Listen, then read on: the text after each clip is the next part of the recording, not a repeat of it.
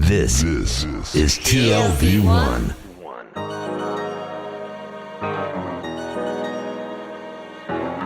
The Tel Aviv Review with Gilad Halpern. Hello and welcome to the Tel Aviv Review, a program dedicated to the word, to the thought and to debate. I'm your host, Gilad Halpern, and every week I'll be engaging in close encounters of the intellectual kind with writers, scholars, researchers, or simply people who have done something to make our lives a tad more interesting. On our show today, our first guest will be Dr. Ofer Nurdheimer, a historian and gender scholar at Tel Aviv University and author of Eros and Tragedy, Jewish Male Fantasies, and the Masculine Revolution of Zionism, that was recently published in English by Academic Studies Press. It explores the inception of a prominent Zionist myth, the establishment in the early 1920s of the settlement of Upper Bitania near the Sea of Galilee by a highly ideological group of Hashomer Hatzair immigrants from Central Europe. Our second guest will be Ben Hagay, a social psychologist at the University of California in Santa Cruz, whose current research focuses on the circulation of narratives associated with the Israeli-Palestinian conflict among the U.S. diaspora. This is our show today. Do stay with us. We'll be back right after this musical break.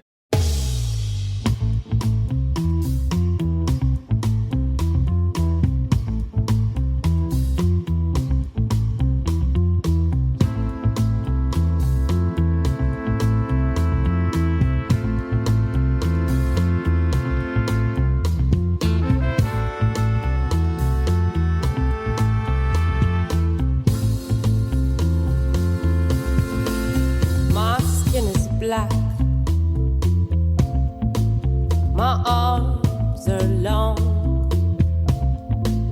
my hair is woolly, my back is strong enough to take the pain, inflicted again and again and again. What do they call me? My name is Ester.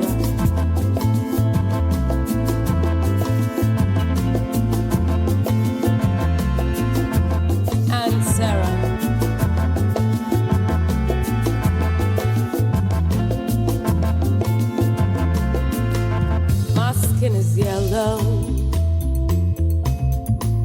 my hair is long, between two worlds I do belong. My father was rich and white, he forced my mother late one night. What do they call me?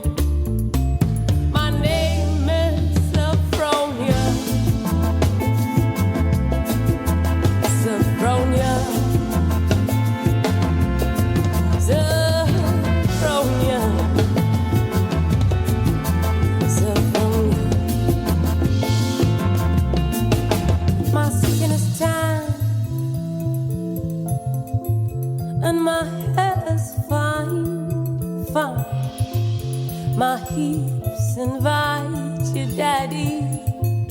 My mouth is like wine. Ooh, but a girl am I.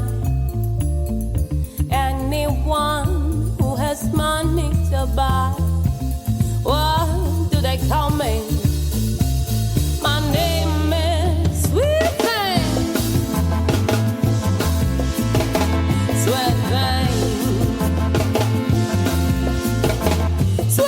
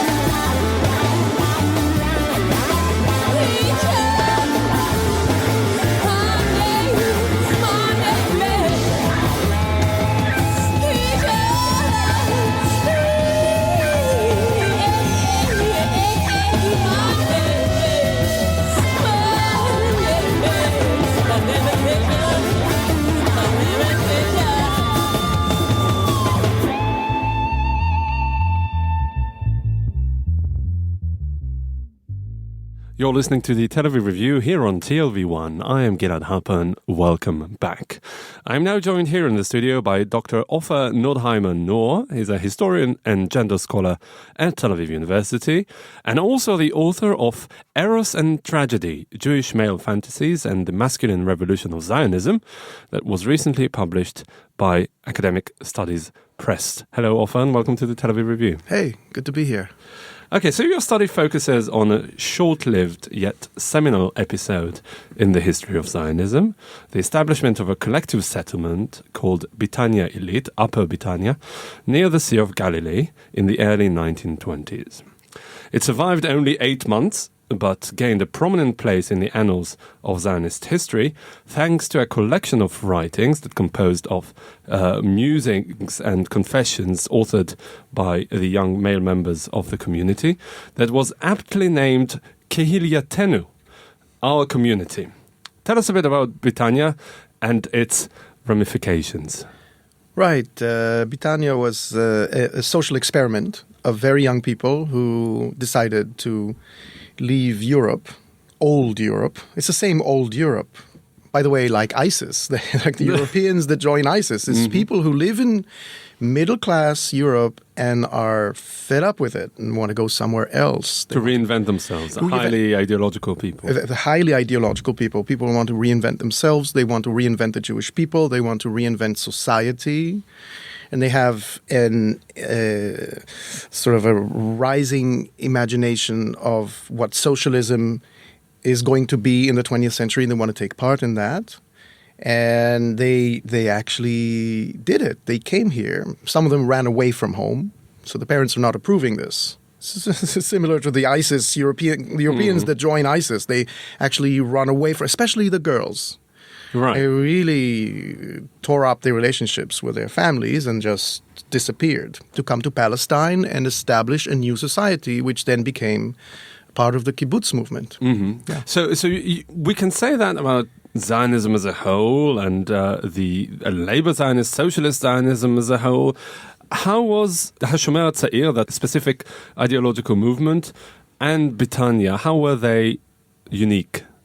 Well, they were unique and not unique at the same time. They were not unique in the sense that they were just another, a part of the labor movement, both Zionist part of it, so it's a national identity element, and the socialist component. So they were not unique in that sense. They were unique in the sense that they were very extremely tuned to the latest crises and new ideologies that become available to people who want to do something about their lives during and after the First World War. So HaShomer HaTzair really, what makes them unique is that they are extremely self-conscious, they are extremely intellectually able, they know languages, they read the books, and they were very bold, and they were a little bit more extreme than the rest of the labor movement. Extreme in terms of ideology, more hardline? No. Extreme in the sense that they were out there to do the things. Extreme in their personal lives. Which is exactly manifested in this collection of writings that is called Kehiliatenu, which is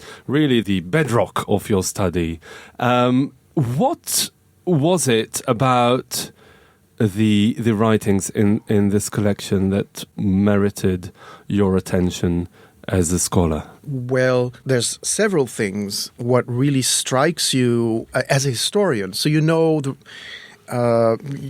more than the average person about Jewish life, traditional life, Jewish life in the Pale of Settlement, Jewish life in Central Europe or in Eastern Europe at the beginning of the 20th century, and then you see a young group of people who turn to texts that have no place in their traditional life, and writers, namely, first and foremost, Friedrich Nietzsche, as a guide to a new life.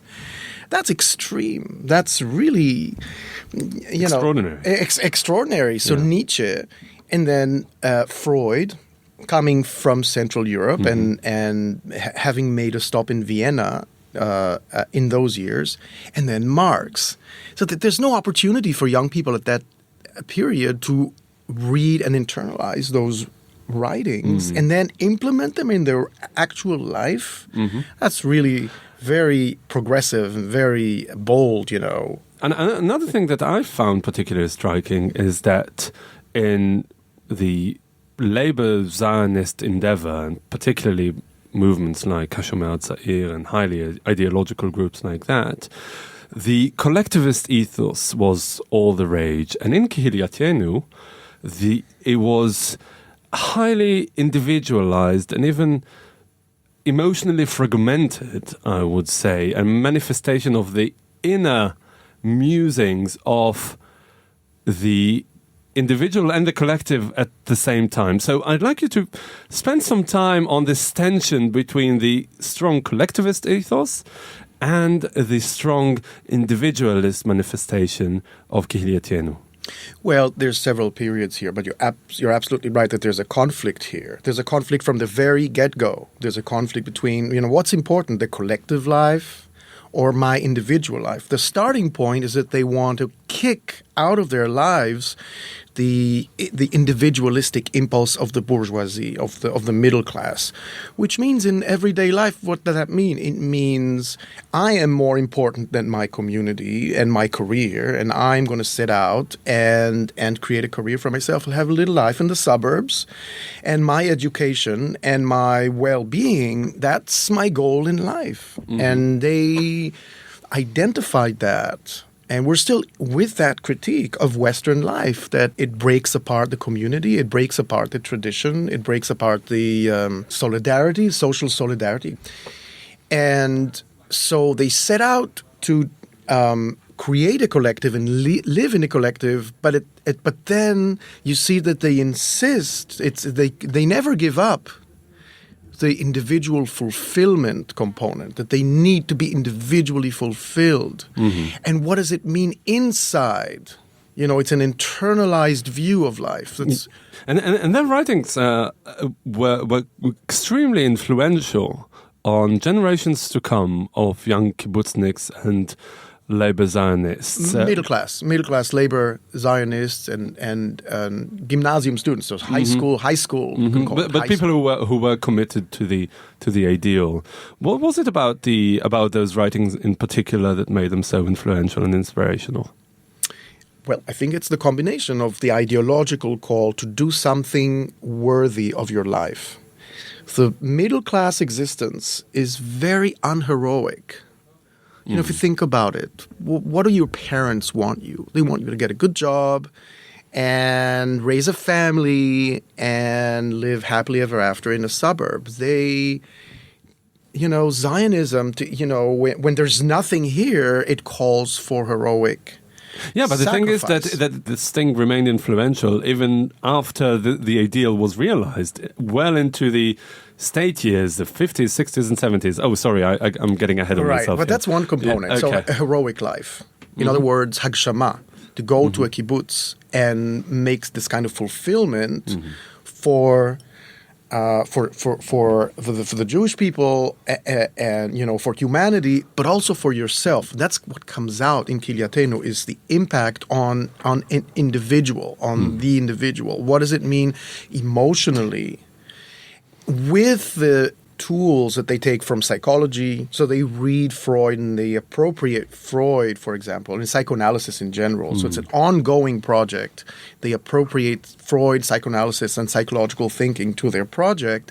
That speaks to the more well-educated young cohorts of their age and in the following decades, that there is a preoccupation with not only with what I need to do for my community or for my people. What does that mean for me? Do I grow?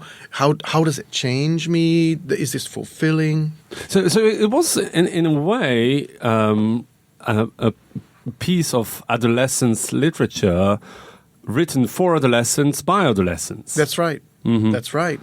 That's absolutely only that correspondent to the greater good, as it were, to a national and ideological model beyond the the focusing and the concentration of the self. That's correct, and that there's a unique thing to Hashomer Tzir. By the way, not completely unique. In Zionism, it's rather unique. I would say I'm not 100% sure that's the only occurrence of this youth culture, conscious youth culture life, to create culture by young people for young people.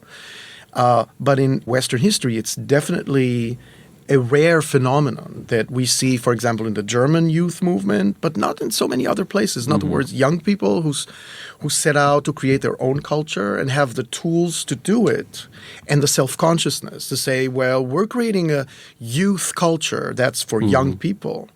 And Hashomer Tzir did that self-consciously. They were conscious of that. They were early beatniks, maybe. Yeah, well, there's a correlation. There is a corresponding. There are elements that come out again in the 50s and then in the 60s. And if you ask yourself, well, today in Israel, what is an independent, self-conscious youth culture? I'm not sure. Maybe rock bands, say rock bands who create their own lyrics, create their own music, and see themselves consciously as creating something unique and new. Maybe that's... Yeah. I want to focus now on perhaps some of the themes that arise from these writings. It's no coincidence that your book is titled Eros and Tragedy, because these two elements are very, very central to it. Now, we talked a bit about Freud and psychoanalysis, and of course it resonates Freud pretty clearly. But take us through these two themes and how they come into play. And take it also from your perspective as a gender scholar. Right. Well, these people set out to leave Europe, so from their perspective, leave the Habsburg Empire, so that's no longer there politically towards the end of the First World War, and they decide to come to Palestine and create communities, which then become part of the kibbutz movement in general, or in 1927 becomes HaKibbutz Artzi, and that's the Hashomer Tzir branch of the general kibbutz movement. But prior to that, so between the years 1920 and 1924, roughly, so it's a short but seminal period, I claim in the book that they want to be tragic.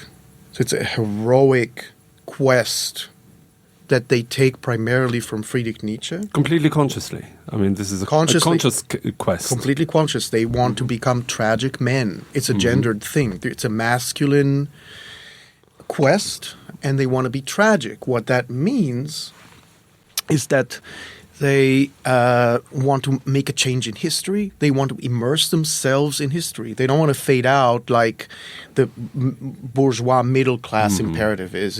You just fade out in the suburbs. No. I want to reclaim my position in history to change it. It's tragic in the sense that it's godless. So they find their way to atheism. It's not God that creates the conditions for historical change, but it's me. I'm going to change history. So it's godless, and it's heroic, and it's extreme. It's an either or. It's an extremist form of life. I'm going through to the end. I'm going to make that change, even if it brings my own destruction. I have understood that's my fate. That's my destiny. That's my life. I am going to change history. It's really an immersion in an individual and a group immersion in history. And they really did that. And another component, which is really highly, they really take it from the heart of the writings of Friedrich Nietzsche, is that a tragic person or a tragic man needs to be conflicted on the inside. They have to live out this Hamlet conflict of not knowing what you want to do, but setting out to do it anyway, and then being conflicted about it, intellectually to think about it. And if that's not the way you do things, you're not tragic. You're not really tragic. Hence the great personal exposure in those writings. Absolutely. Their very inner being is completely out there with no inhibitions. That's right. You expose it, you share it with your friends. That's one of the things. You share it in nocturnal confessions, which were practiced in Bitania. So you share inner conflicts. What do I do? Am I doing the right thing? And what about Eros? I mean, they are very young people, all alone in the middle of nowhere, in this, living together days and nights on end. So here again, I'm assuming that it's an intellectual as well as practical element, just the same. That's right. What links these two? So you see, the practical and the intellectual is the consciousness. They understand from a very young age that the sexual drive and the erotic element in life is primary. They take it from the general discourse of their period, especially a Freudian preoccupation with drives and with the sexual life and sexuality, and they make it part of their worldview. In other words, that the sexual drive has to be harnessed, has to be understood and harnessed in order to make people productive, in order to make people engage in what they do, regardless of what it is, building a society or even working. So work in daily life has to be infused with a kind of passion that they understand is erotic. And then it all came to an abrupt end. I mean, they didn't last very long. And did they see the fact that they didn't last as a failure at the time? Because, they lived on forever. Their writings were printed and reprinted many times and became this founding text for generations of adolescents. But in real time, what happened to them and what was their reaction to the failure? Well, they experienced a set of crises in the camps in which they lived, and eventually they lost a contract and then just merged with a larger contingent in the area, which then transformed itself to what has become Kibbutz Beit Alpha in 1924. So these are bewildered adolescents. So at that time, they're roughly around the age of 20, who forged this worldview and institutions and institutionalized themselves in the kibbutz movement. So, many left. Many of them left the kibbutz. Back to Europe? Or? All of the above. Some went to live in towns in Palestine, and some went back to Europe. I would even guess the majority actually left the country and went back to Europe, but some of them, so that's the hardcore. Because they lost their ideological cutting edge? Or what was it? There's something about this kind of this putting together of ideology and existential element that it's just not sustainable over time. It's not sustainable over time. That's... So they burnt out eventually. It burns out after a few months or years. It's just... You grow out of it, and then you say, well, what am I doing here? And some people left. And those that stayed had also gone through this growing up, this quote-unquote. And became, quote-unquote, bourgeois, but in a kibbutz sense. They became kibbutzniks. And in that sense, they gave up a lot of comforts. That's like a bourgeois ideology they despised. Comforts of the middle class. They give this up. And there's many discussions about that you should you have an armchair in your little house because that's the bourgeois comfort? You shouldn't. Of course not. They gave up a lot of that, but what they didn't give up is this preoccupation with the individual, emotionally, psychologically. That component of the middle class, they didn't give up. Very interesting. Dr. Ofer Nurdheimer. I'm afraid this is all we have time for, but thanks a lot for coming in and talking to us about your book, Eros and Tragedy, Jewish Male Fantasies and the Masculine Revolution of Zionism, that was recently published in English by Academic Studies Press. Thank you very much. Thank you. Samti li pudra, tzavati li si, לבשתי שמלה מקושטת כיסי, צלצלתי שיער והכל כבר מוכן, עכשיו רק חסר שיבוא החתן.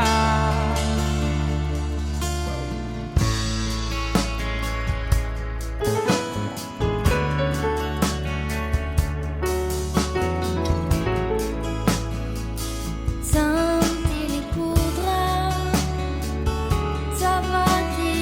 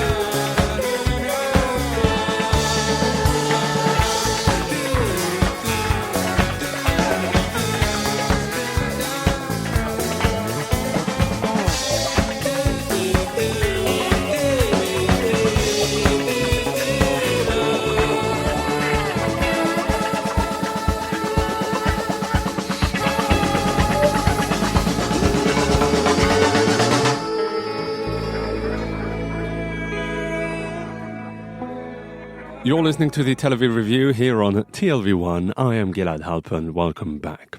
I am now joined by Ella Ben Hagay. She's a social psychologist at the University of California in Santa Cruz, whose current research focuses on the circulation of narratives associated with the Israeli-Palestinian conflict among the U.S. diaspora. Hello, Ella, and welcome to the show. Hi, Gilad. Thank you for having me. My pleasure.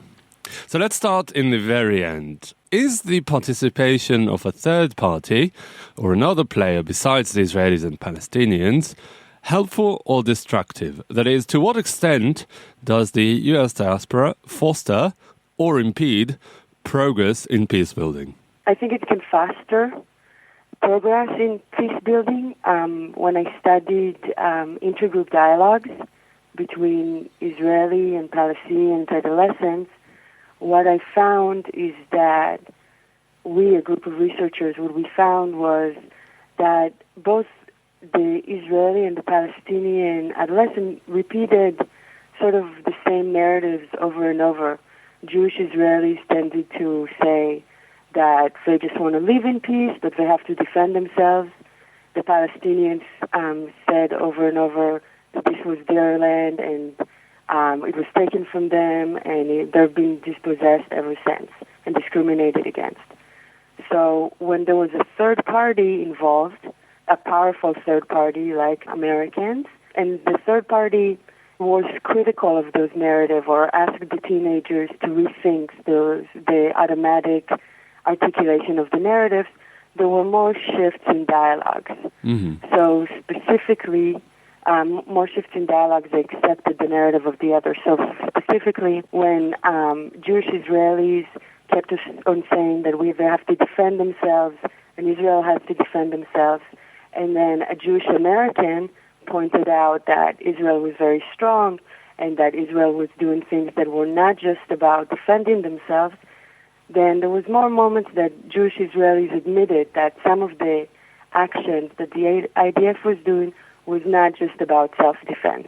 And is it the same with Arab Americans in relation to the Palestinian participants? Yes. So Palestinian participants, for instance, suggested that they repeated the narrative that they're dispossessed, and they were saying basically that Jews should leave Israel and go back to Europe. Then when they were more, like when that statement was critical, was critically examined by some of the Arab Americans, or just Americans are saying, why would you want to send the Jews back to Europe? Do you want to do to them the same thing that they did to you, dispossess you? Then there was shift in the dialogue. There was a reconsideration of the sort of narratives of anger. Which would have been different if it had come from the other side. That is, if the Israeli Jews told the Palestinians, you were trying to dispossess us, their reaction would have been different. I think so. Mm-hmm. But this is given that the third party, that is U.S. Jews and U.S. Arabs, have a certain position on the conflict that is perhaps more moderate than that of the sides. But as we all know, in many cases, diasporas, in this case Jewish and Arab, tend to be more Catholic than the Pope, as it were, and take even more extreme positions than the sides they purport to represent. Yes, definitely, and we're seeing, and I study that. I study how this happens. Even in a place like California, on college campuses that are considered to be leftist, how do you get Jewish Americans or Arab Americans living in the diaspora very far away from Israel-Palestine to develop opinions that don't necessarily support human rights or don't support a peaceful resolution to the conflict? And there's a process in which that happens. I think in places like Brooklyn or in a more religious situations, then there's a much more even radical approach to Israel and Palestine. But even on college campuses, people can be quite right-wing. Yeah, but so it really skews the results of studies such as yours in a completely different way, doesn't it? Yeah, a lot of the studies that I do are not necessarily generalizable to a big population. I'm more interested in microprocesses and very basic sort of psychological processes of recognition, and whether this can be generalized to a much broader situations takes a very expensive sort of survey study or experimental studies. Right. So tell us what exactly, can you elaborate a bit more on what these micro processes mean? Yeah. So, for instance, how is it that Jewish Americans vote Democrats and believe in human rights and have a very strong commitment to justice? How is it that they become so supportive of Israel to the point that they feel threatened on college campuses? So one of the processes that happen, college in the United States is a middle-class sort of rite of passage.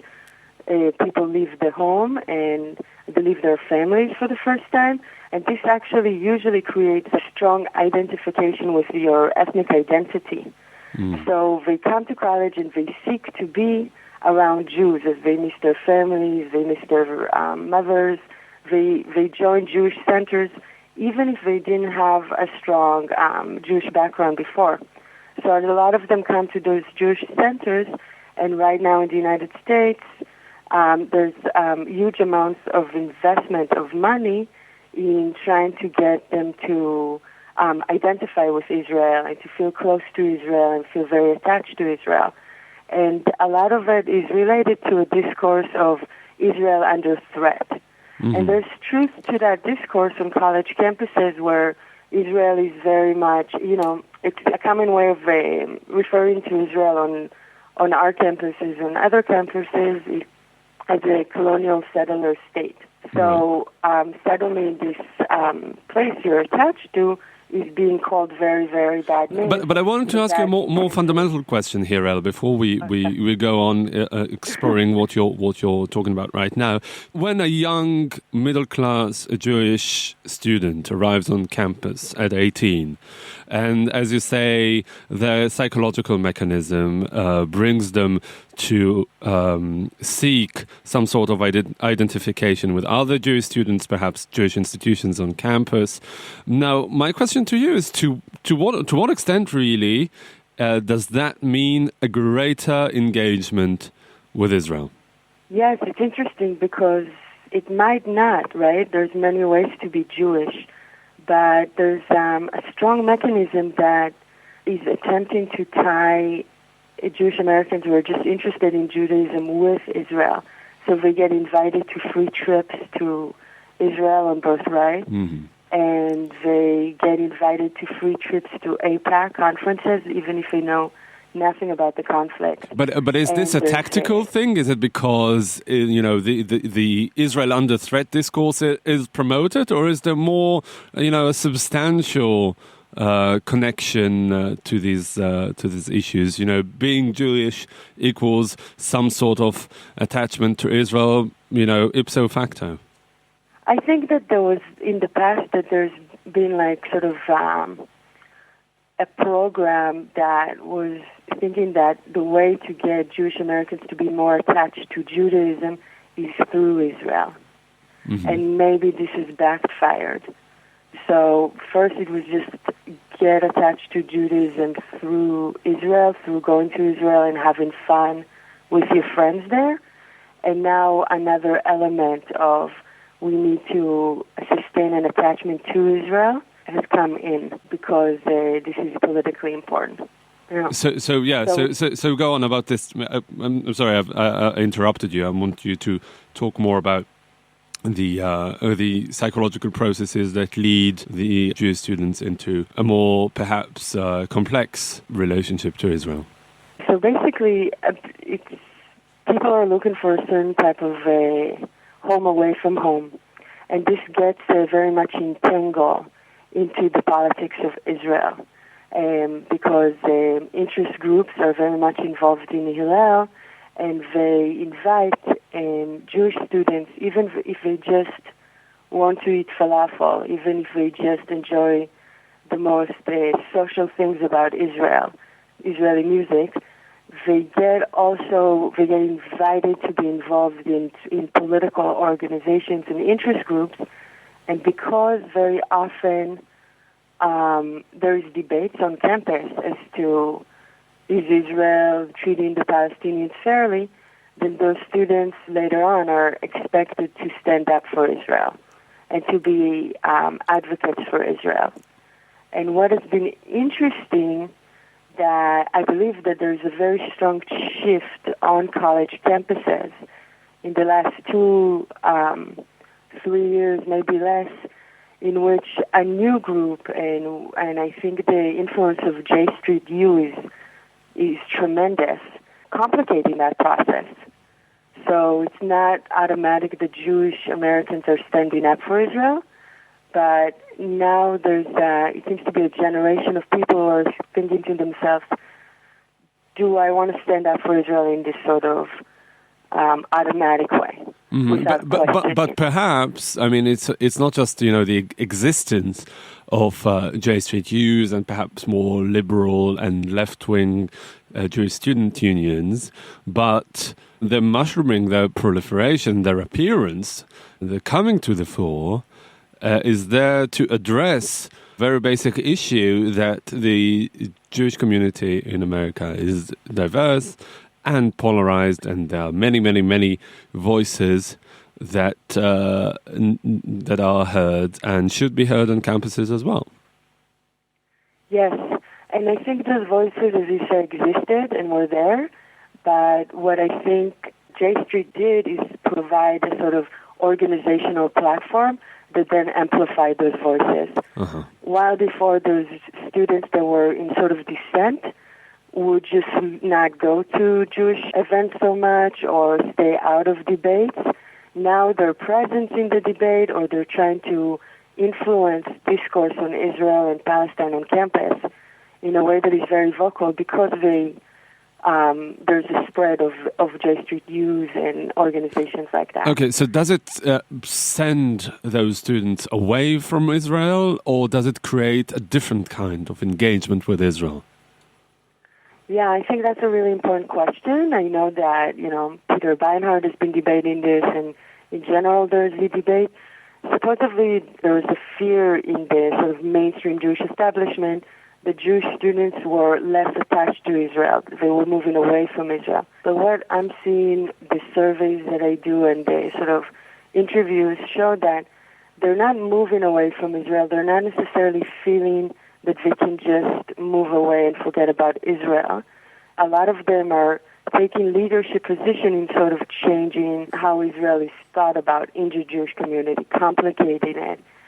And I can see, from interviews with the sort of more critical students, the people who founded J Street U's on campuses and who, take alternative birthright trips or went to the Open Hillel conference at Harvard.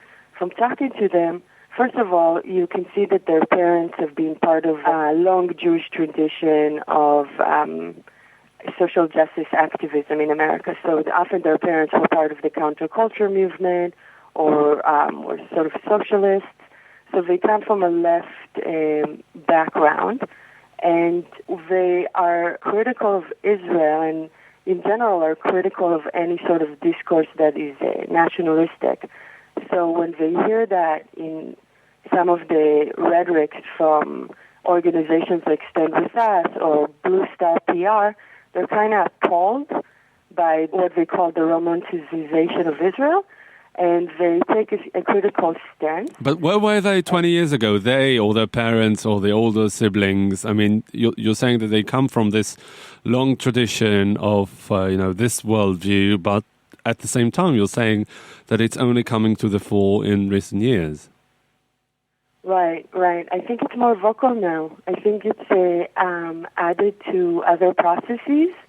So, they say that part of the reason that Jewish Americans became so supportive of Israel in 1967 in part was because the United States was supporting Israel in terms of its government. Oh, so you're saying that it trickles down from politics into the way that people perceive their own politics. Yeah, and since Rabin, basically, after government in Israel that is going more to the right, that is operations like the Gaza operation and the re-election of Netanyahu and Netanyahu's speech in Congress, it's just kind of increasing a dissonance between the values of social justice that Jewish Americans in college campuses, as other students, are very much involved with, and what Israel seems to stand for. The BDS movement has done something very clever in the sense that they've been building coalitions with people of color. So in campuses, it's not necessarily just Arabs or Muslim students that are calling for BDS, but it's the African Student Association, the Chicana Student Association. So one girl who's sort of an activist, a Jewish activist, very involved in Israel, explained to me that when she saw all the students of the color supporting BDS and then white Jewish students against BDS, this made her feel a great sense of shame to stand with the only white students. Right. And Ben Hagay, a social psychologist at the University of California. Thank Thank you you so much for joining us today. Bye.